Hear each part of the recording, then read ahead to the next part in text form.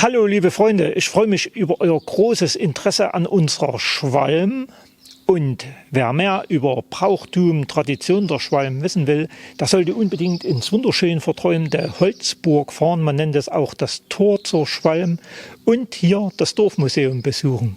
Ich wünsche euch viel Spaß beim Anschauen.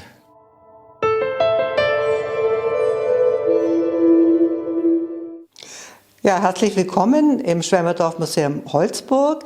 Mein Name ist Heidrun Merck, ich bin hier die ehrenamtliche Leiterin des Museums.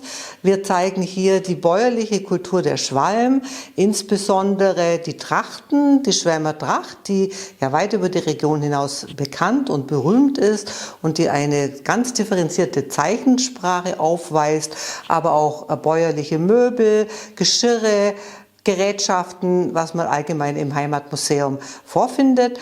Wir zeigen vor allem auch die Entwicklung der Tracht, wann sie entstanden ist und wie ihre Symbolik zu verstehen ist.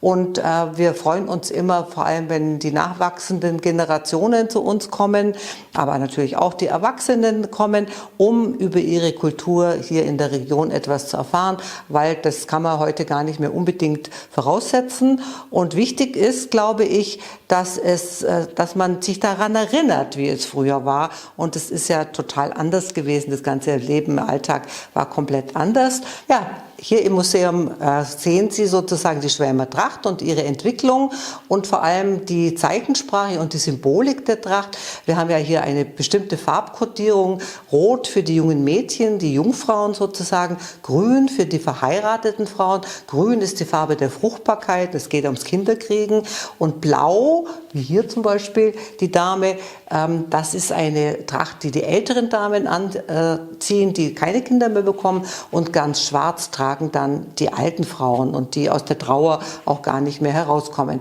Diese Farbigkeit, aber auch die entsprechende Symbolik in der Tracht war ganz genau differenziert. Man konnte sozusagen genau erkennen, wer ist. Man konnte sehen, wie viele Röcke jemand anhat. Umso reicher war sie. 16 Röcke sind bekannt. Bis zu 16 Röcke kann man dann kaum mehr laufen, glaube ich.